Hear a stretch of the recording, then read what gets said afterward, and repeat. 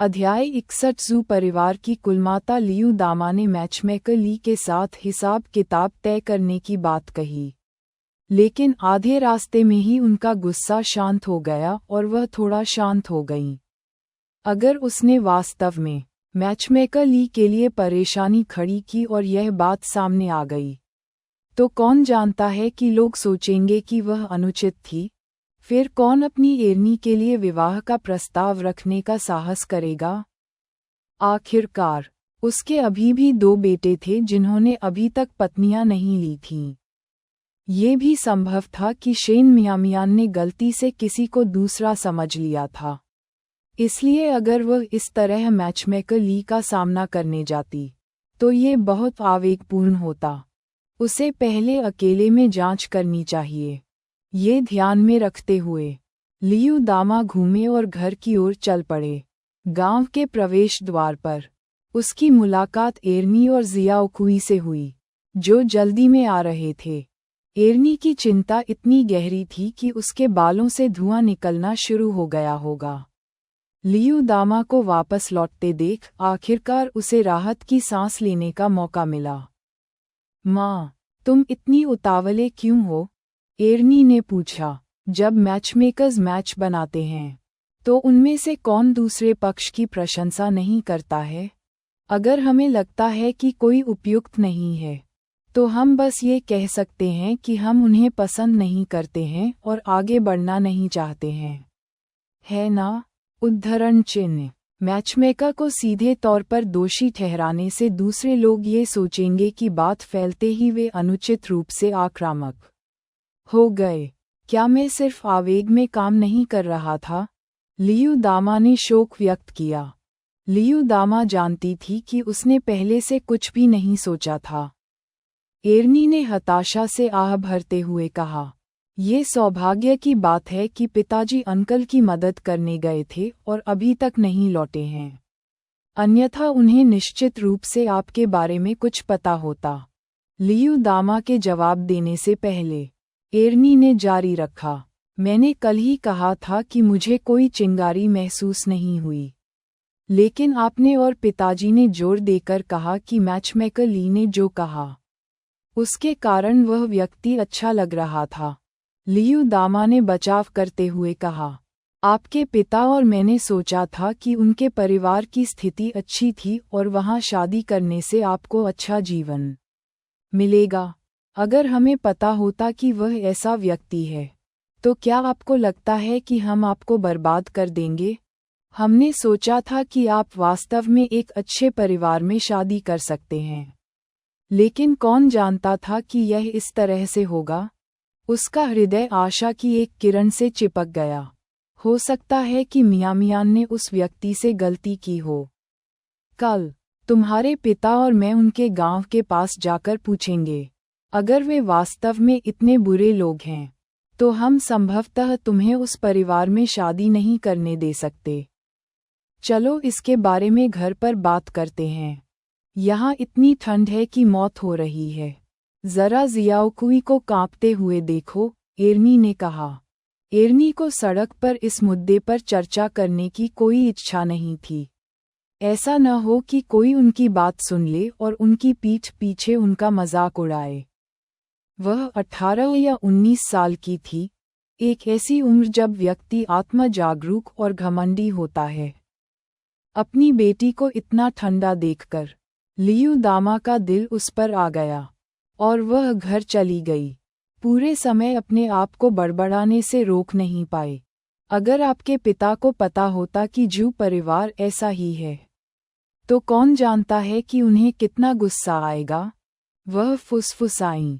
जियाओकुई, जो केवल 15 या 16 वर्ष की थी, का अभी भी घर में कोई दखल नहीं था और वह चुपचाप उन दोनों के पीछे पीछे घर चली गई।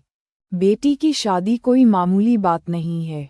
जब उसका पति उस रात घर लौटा तो लियू दामा ने उससे इस मामले पर चर्चा की। ये सुनकर उस आदमी का चेहरा काला पड़ गया। अगले दिन भोर होते ही दंपत्ति शानघे गांव की ओर चल पड़े। जब उन्होंने जू परिवार के बारे में पूछा तो लोगों ने स्पष्ट रूप से कुछ भी नकारात्मक नहीं कहा। लेकिन उनके चेहरे पर एक व्यंग्यपूर्ण उपहास प्रकट हुआ क्योंकि उन्होंने किसी और के दरवाजे पर खड़ी एक महिला की ओर इशारा किया, हाथ में कटोरा, एक नीली लकीर को कोसते हुए। जिस परिवार के बारे में आप पूछ रहे हैं वह उसका घर है।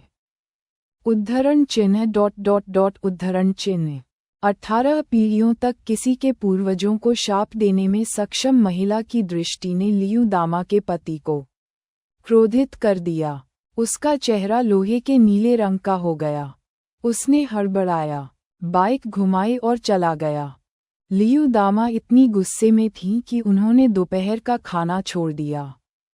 दोपहर में मैचमेकर ली पूछने आए कि वे शादी तय करने की तारीख कब तय करेंगे, लेकिन पता चला कि लियू दामा के परिवार का हृदय बदल गया है। कई वर्षों तक मैचमेकर होने के कारण उसने अनुमान लगाया कि लियू दामा को कुछ पता चल गया होगा, इसलिए उसने जानबूझकर जांच की। लियू डेज़ी, यहाँ क्या हुआ? उसने पूछताछ की। कल सब कुछ ठीक लग रहा था और बच्चे एक दूसरे को पसंद करने लगे। मैचमेकर ली आज आगे क्यों नहीं बढ़ना चाहती? क्यों नहीं करेगी? उद्धरण चिन्ह तुम्हारे दिल में कोई विचार नहीं है? लियू दामा कुछ समय से खुद को रोक रही थी और इस बार वह खुद को और नहीं रोक सकी। बड़ी बहन, मैंने आप पर विश्वास किया और एर्नी को जू हेयंग के साथ मैचमेकिंग डेट पर जाने दिया, लेकिन आप ऐसा काम कर रही हैं। क्या आपको लगता है कि आप मेरे द्वारा आप पर जताए गए भरोसे पर खरी उतर रही हैं? उद्धरण चिन्ह सिस्टर लियू, इससे आपका क्या मतलब है? मैचमेकर ली खुश नहीं थे। मैंने आपकी लड़की के लिए एक रिश्ता पेश किया। मैं बुरा आदमी कैसे बन गया? उद्धरण चिन्ह मैचमेकर ली को अब यकीन हो गया था कि कोई उसके बारे में लियू दामा से बात कर रहा था, लेकिन अगर यह सच भी था तो भी वह अपने चरित्र के बारे में पूछे जाने पर खुश नहीं थी। बेहतर होगा कि उसे पता न चले कि उसकी पीठ पीछे कौन अपना मुंह चला रहा है, अन्यथा वह निश्चित रूप से उनका मुंह फाड़ देगी। आप मेरी बेटी को जू जैसे परिवार से परिचित करा रहे हैं। क्या यह उसे आग के कुंड में नहीं धकेल रहा है? बातचीत इस बिंदु तक पहुंचने के बाद लियू दामा अब पीछे नहीं हटे। उसने अपनी आंखों से देखा था कि जू की माँ किस तरह की इंसान थी, तो कोई परेशानी खड़ी कर रहा था। मैचमेकर ली को थोड़ा असहज महसूस हुआ, लेकिन उसने कड़ा रुख अपनाते हुए कहा, सिस्टर लियू, आप किसके ढीले होठों की बात सुन रही हैं? अगर जू परिवार वास्तव में इतना बुरा होता तो क्या मैं उन्हें आपके घर से मिलवाती? उद्धरण चिन्ह 10 मील के भीतर के गांवों में घूमो और पूछो, मैंने कौन सा विवाह रचाया जिससे मेरा जीवन समृद्ध नहीं हुआ? उद्धरण चिन्ह लियू दामा निश्चित रूप से शेन मियामियान का उल्लेख करने के लिए पर्याप्त मूर्ख नहीं होंगे। उन्होंने कहा, मुझे इधर उधर पूछने की जरूरत नहीं है, मैंने इसे अपनी आंखों से देखा है। बगल में मौजूद जियाओकुई बातचीत सुनकर बेहद घबरा गया, ये देखकर कि उसकी माँ ने शेन मियामियान को नहीं छोड़ा है। वह अंततः शांत हो गई। मैचमेकर ली उस तरह का व्यक्ति नहीं था जिसके साथ तर्क किया जाए। अगर वह जानती कि यह शेन मियामियान है जिसने बात की है, तो वह वास्तव में उसका सामना करने जाती। और शेन मियामियान, एक युवा लड़की, मैचमेकर ली जैसी महिला के साथ कैसे प्रतिस्पर्धा कर सकती थी? अपनी आंखों से देखा सुनकर मैचमेकर ली ने सोचा, अरे नहीं, क्या ऐसा हो सकता है कि सिस्टर लियू ने जू की माँ को पड़ोसियों के साथ बहस करते देखा हो? गांव में जब किसी लड़की की शादी होती है तो हर कोई अपने भावी सास ससुर के चरित्र के बारे में पूछना पसंद करता है। ये बहुत संभव था कि पूछताछ करते समय सिस्टर लियू को कोई चीज़ मिल गई हो। इतने सालों तक एक मैचमेकर होने के कारण वह तुरंत प्रतिक्रिया देने लगी और तुरंत अपने स्वर को नर्म करते हुए पूछा, तुमने क्या देखा? क्या कोई गलतफहमी हो सकती है? उद्धरण चिन्ह आइए इस बारे में बात न करें कि यह गलतफहमी थी या नहीं। मान लीजिए कि मेरी एर्नी पर्याप्त भाग्यशाली नहीं थी। आइए इस विषय को छोड़ दें। नए साल के करीब आने पर लियू दामा मैचमेकर ली के साथ बहस नहीं करना चाहता था और उसे गंभीर चेहरे के साथ बाहर भेज दिया। मैचमेकर ली को कुछ हद तक दोषी महसूस हुआ और उसने ज्यादा कुछ कहने की हिम्मत नहीं की और अजीब अभिव्यक्ति के साथ चला गया। कुएं के पास सब्जियां धोते हुए झोउ लैनफेंग ने सब कुछ देखा और इसे बेहद मनोरंजक पाया। टीवी देखने के बिना और पूरे दिन बिस्तर पर जूतों के तलवों पर काम करने के कारण वह पूरी तरह से ऊब गई थी। गपशप का मौका देखकर उसने इसे दुनिया के लिए नहीं छोड़ा और तुरंत लियू दामा को बुलाया। क्या मैचमेकर ली एर्नी के लिए शादी की व्यवस्था करने नहीं आए थे? ये बहस में कैसे बदल गया? उद्धरण चिन्ह। लियू दामा का पेट गुस्से से भरा हुआ था और वह किसी के सामने अपनी भड़ास निकालने के लिए उत्सुक था। मैं आपको बताता हूँ, अगर मैचमेकर ली कभी मियामियान या सीयू के लिए शादी की व्यवस्था करता है तो आपको उस आदमी की पारिवारिक पृष्ठभूमि की पूरी तरह से जांच करनी चाहिए। जब तक वह आदमी लाल पैकेट देने को तैयार है, वह किसी भी तरह के व्यक्ति का परिचय देगी। मैंने सुना है उसने एर्नी से एक सुंदर युवक का परिचय कराया। उद्धरण चिन्ह। जब जू हेयांग गांव में आया तो कई लोगों ने उसे देखा और बंद दरवाजों के पीछे इस बात की बहुत चर्चा हुई कि वह युवक कितना सीधा दिखता था। चाहे वह कितना भी अच्छा दिखने वाला क्यों न हो, क्या मेरी एर्नी जीवन यापन के लिए उसके अच्छे रूप पर भरोसा कर सकती है? उद्धरण चिन्ह। लियू दामा ने उस सुबह जो कुछ हुआ था वह सब उगल दिया। क्या ये हृदयहीन नहीं है? झोउ लैनफेंग लियू दामा से भी ज्यादा गुस्से में दिखे। अगर कोई मेरे सीयू के लिए ऐसा मैच पेश करता है तो मैं निश्चित रूप से उनका मुंह फाड़ दूंगा। अध्याय 63 क्रेडिट का दावा ये देखकर कि झोउ लैनफेंग में केवल झोउ सीयू का उल्लेख है और शेन मियामियान का नहीं। बूढ़ी महिला लियू मदद नहीं कर सकती थी लेकिन आह भर रही थी। उसका पक्षपात बहुत स्पष्ट था। शेन मियामियान को भी छोटी उम्र से झोउ लैनफेंग ने पाला था और चूंकि झोउ लैनफेंग के अपने बच्चे नहीं हो सकते थे और मियामियान समझदार थी, तो क्या कोई भी देखभाल करने वाली माँ अपने जैसे बच्चे को नहीं पालेगी? झोउ लैनफेंग इसे क्यों नहीं समझ सका? ये सोचकर बूढ़ी महिला लियू जानबूझकर झोउ लैनफेंग के सामने शेन मियामियान के बारे में कुछ अच्छी बातें कहना चाहती थी, इस उम्मीद में कि झोउ लैनफेंग बच्चे के साथ बेहतर व्यवहार करेगी। यह मामला ये सब आपके परिवार के मियामिया का धन्यवाद था। यदि यह शेन मियामियान के लिए नहीं होता तो वह गांव में पूछताछ किए बिना बस यूं ही इधर उधर पूछती रहती और संभवतः उसे सच्चाई का पता नहीं चलता। यदि एर्नी ने ऐसे परिवार में शादी की होती तो उसने वास्तव में अपनी ही बेटी को नुकसान पहुंचाया होता। इसका उससे क्या लेना देना है? उद्धरण चिन्ह। झोउ लैनफेंग भ्रमित दिखे। बातचीत उस छोटे से मनहूस तक कैसे पहुंची? बूढ़ी महिला लियू ने मुस्कुराते हुए समझाया, मियामियान की सहपाठी जू हेयांग को जानती है। उसने ही हमें याद दिलाया था और इसलिए उसके पिता और मैं पूछताछ करने के लिए शांघे गांव गए थे। झोउ लैनफेंग की अभिव्यक्ति धीरे धीरे बदल गई। दियासलाई बनाने वाला ली किस प्रकार का व्यक्ति था? वह परेशानी पैदा करने के लिए मशहूर थी और अगर उसे इस बारे में पता चला तो क्या वह हंगामा करने नहीं आएगी? शुक्र है उसकी सीयू इसमें शामिल नहीं हुई थी। यदि दियासलाई बनाने वाला ली वास्तव में उसकी तलाश में आया था, इससे पहले कि वह अपना विचार समाप्त कर पाती, उसने झोउ सीयू की आवाज़ सुनी। आंटी, आपने अभी क्या कहा जो मेरी बहन ने आपको याद दिलाया? उद्धरण चिन्ह। बूढ़ी महिला लियू ने जोर से बात की और झोउ सीयू, जो अभी तक उन तक नहीं पहुंची थी, ने उसे सुना और पूछने के लिए जल्दबाजी की। आप और मियां एक ही कक्षा में हैं। क्या आप इसके बारे में नहीं जानते? बूढ़ी औरत लियू ने शुरू से अंत तक कहानी दोहराई। दूसरों के सामने झो सियू हमेशा बहुत समझदारी से काम करता था, एक आदर्श बच्चा जिसकी वयस्कों द्वारा प्रशंसा की जाती थी।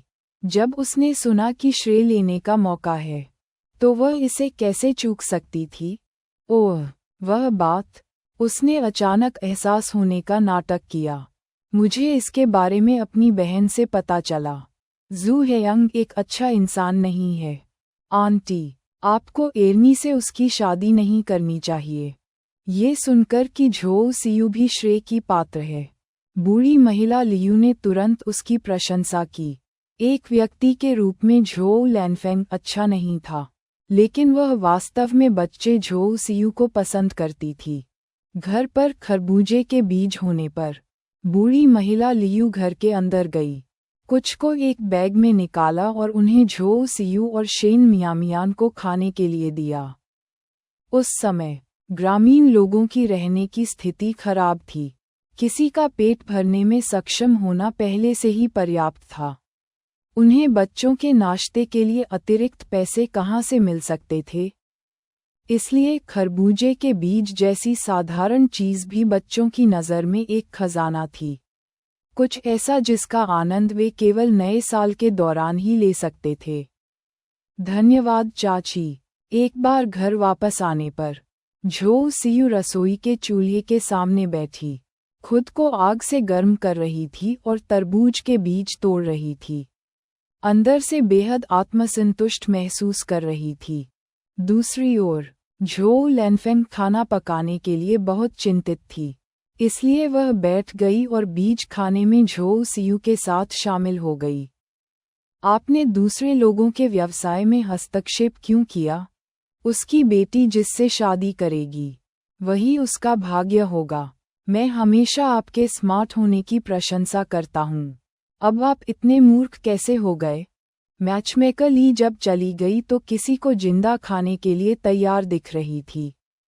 अगर उसे पता चला कि इस मामले में आप शामिल हैं, तो वह हमारा दरवाजा तोड़ देगी। यदि शेन मियामियान इसमें उलझ जाती है, तो वह अपना गुस्सा निकालने के लिए मैचमेकर ली को मियामियान को पीटने दे सकती है। इससे वह उंगली उठाने से बच जाएगी। लेकिन अगर उसकी सियू उलझ गई, तो क्या हुआ अगर शोर शराबा होने पर उसकी पढ़ाई पर असर पड़ा? अध्याय 64 उसके लिए लालसा। आंटी, मैं अपनी पढ़ाई के प्रति पूरी तरह समर्पित हूँ। ऐसे मामलों में हस्तक्षेप करने के लिए मेरे पास समय कैसे बचेगा? झो सियू ने गर्वित चेहरे के साथ कहा। मैंने अभी आंटी लियू के सामने जो शब्द कहे थे, वे सिर्फ एहसान जताने के लिए थे। अन्यथा क्या हमारे पास खाने के लिए ये सूरजमुखी के बीज भी होते? उद्धरण चिन्ह। एर्नी किससे शादी करती है, इसकी उसे कोई परवाह नहीं है। झो सियू और झो लैनफेंग दोनों ही तीव्र ईर्ष्या वाले प्रकार के लोग थे, जो दूसरों के दुर्भाग्य में आनंद लेते थे। दूसरों की स्थिति जितनी खराब थी, यह उतना ही अधिक उजागर हुआ कि वे कितना अच्छा कर रहे थे, अपनी श्रेष्ठता की भावना को संतुष्ट कर रहे थे। ये सुनकर झो लानफेंग का मूड तुरंत सुधर गया। आपने वास्तव में इस मामले में हस्तक्षेप नहीं किया? उद्धरण चिन्ह। मैं इतना मूर्ख नहीं होता जैसा मैंने सोचा था। तुम इतना मूर्खतापूर्ण काम कैसे कर सकते हो? सियू भी उसकी तरह ही चतुर है।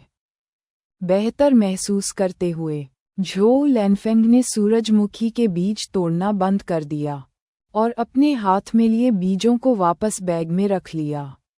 बीजों को अपनी जेब में रखो। उस छोटे से कमीने को उन्हें चुराने मत दो। जब शेन मियामियान घर लौटे, तो वे पहले ही रात का खाना खत्म कर चुके थे। मुख्य कमरे में मेज पर बिना धुले कटोरे और चॉपस्टिक छोड़ दिए गए थे। उसने अपना बैग नीचे रखा, रसोई का सामान साफ किया और फिर फर्श पर सूरजमुखी के बीज के छिलके बिखरे हुए देखे। वह चाची भतीजी की जोड़ी के स्वभाव को अच्छी तरह से जानती थी। उसे कुछ भी मिलने की उम्मीद नहीं थी। नहाने के बाद वह अपने कमरे में वापस चली गई, और जैसे ही वह बिस्तर पर गई और अपनी किताब खोली, झो सियू वापस अंदर आ गई। वह शेन मियामियान के पास पहुंची और सूरजमुखी के आखिरी कुछ बीज निकाल लिए। दीदी, कुछ बीज लो, मैंने उन्हें विशेष रूप से तुम्हारे लिए बचाकर रखा है। मुझे कुछ नहीं चाहिए, शेन मियामियान ने मन ही मन व्यंग्य किया।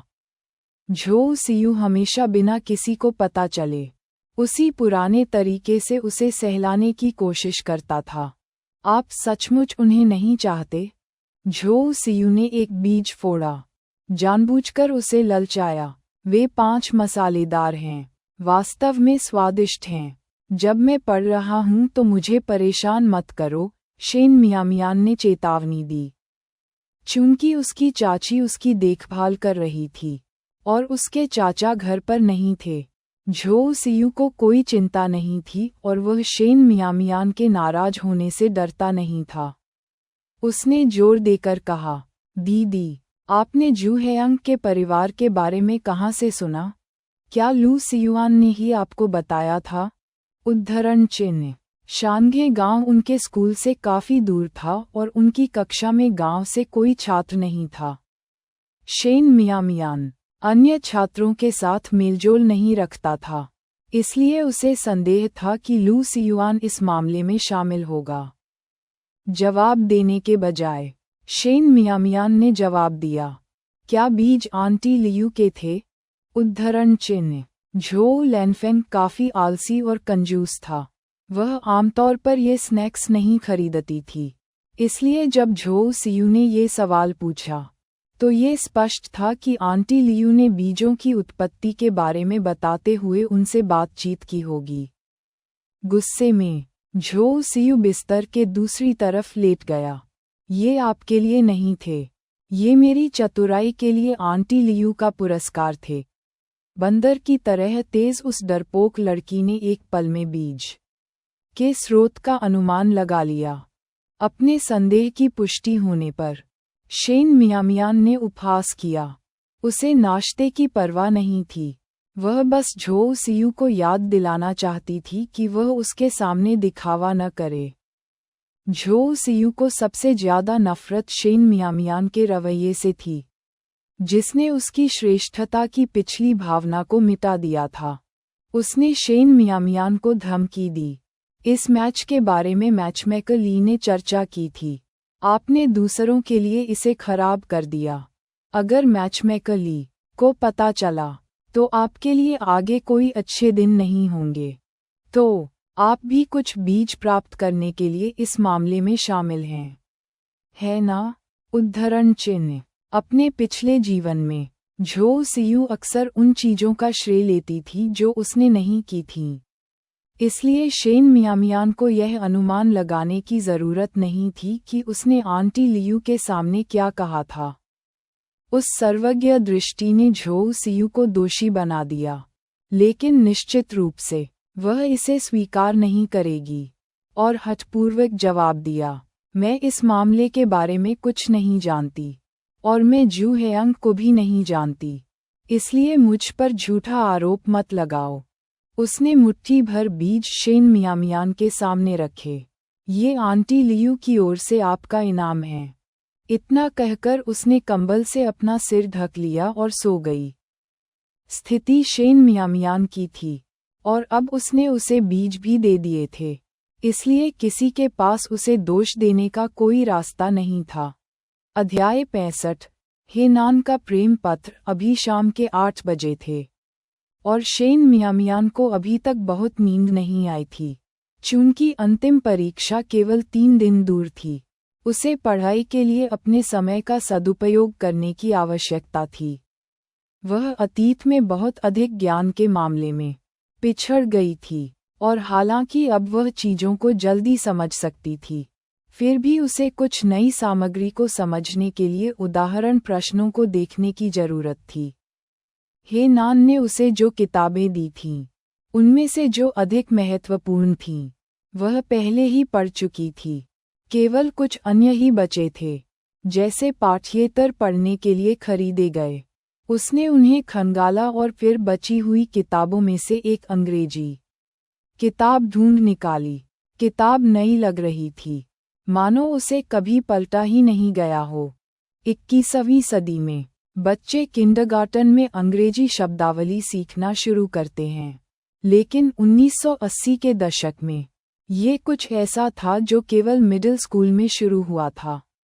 और शेन मियामियान की अंग्रेजी हमेशा बेहद खराब थी। ये सिर्फ वह नहीं थी, पूरी कक्षा में केवल 3 या 4 छात्र ही थे जो अंग्रेजी में उत्तीर्ण हो सकते थे, और अंग्रेजी शिक्षक औसत दर्जे की क्षमता के थे। वह एक विदेशी भाषा से परिचित होने के महत्व को गहराई से समझती थी, इसलिए उसने किताब खोली और उसे पढ़ लिया। वह वास्तव में यहाँ-वहाँ कुछ सरल शब्दों को समझ सकती थी, एक ऐसी क्षमता जिसके लिए उसे झोउ सियू के बेटे और बेटी को धन्यवाद देना था। उस समय दोनों बच्चे अक्सर घर पर अंग्रेजी शब्दावली सुनाते थे। झोउ सियू की बेटी पढ़ाई में अच्छी नहीं थी, लेकिन उसकी अंग्रेजी काफ़ी मजबूत थी। वह अक्सर उसे अंग्रेजी में कोसती थी, और परिणामस्वरूप उसके जैसा कोई व्यक्ति जो अंग्रेजी नहीं बोलता था, वह भी धीरे धीरे कुछ सरल वाक्यांशों को समझने लगा। इस विचार से उसकी आंखों में शीतलता का आभास हुआ। झोउ सियू की बेटी झोउ सियू की तरह ही भी उतनी ही स्वार्थी और व्यर्थ बताई जा सकती है। कवर के नीचे लेटे हुए झोउ सियू जितना अधिक इसके बारे में सोचती थी, उसे उतनी ही असहजता महसूस होती थी और वह जानबूझकर पलट जाती थी, जिससे थोड़ा हंगामा होता था। शेन मियामियान जिस अंग्रेजी किताब को अपने पैरों पर रख रही थी वह फिसलकर फर्श पर गिर गई। शेन मियामियान को वास्तविकता का झटका लगा और उसने भौहें चढ़ाकर उसकी ओर देखा। झोउ सियू ने कहा, ऐसा नहीं है कि मैंने इसे जानबूझकर किया है। इसे ठीक से नहीं पकड़ना आपकी गलती है। अब झोउ सियू के साथ बहस करने का समय नहीं था। एक गहरी सांस लेते हुए शेन मियामियान ने अपने सीने में उठ रहे गुस्से को दबाया। किताब उठाने के लिए बिस्तर पर झुकी और उसके पन्नों के बीच से कागज की एक गुलाबी पर्ची निकल गई। उसने चुपचाप नोट उठा लिया। ये फाउंटेन पेन से नाजुक, सुंदर लिखावट में लिखा गया था, जो स्पष्ट रूप से एक लड़की की लिखावट थी। अनगिनत बार मैंने उसे भीड़ में खोजा। अचानक पीछे मुड़कर देखा। मैंने उसे वहां पाया जहां रोशनी कम थी और निचले दाएं कोने में हस्ताक्षरित चेंग जिनिंग। ये बहुत ही अच्छा नाम था। जाहिर तौर पर एक लड़की का नाम था। क्या ये भाई हे नान को किसी और द्वारा लिखा गया प्रेम पत्र हो सकता है? एक मिडिल स्कूल पाठ्यपुस्तक, जिसका अर्थ है कि यह कुछ ऐसा था जो किसी ने भाई हे नान को तब दिया था जब वह मिडिल स्कूल में था। देखने से तो यही लगता है कि इस नोट पर उनका ध्यान कभी नहीं गया था। क्या उसे यह नोट भाई हे नान को लौटा देना चाहिए?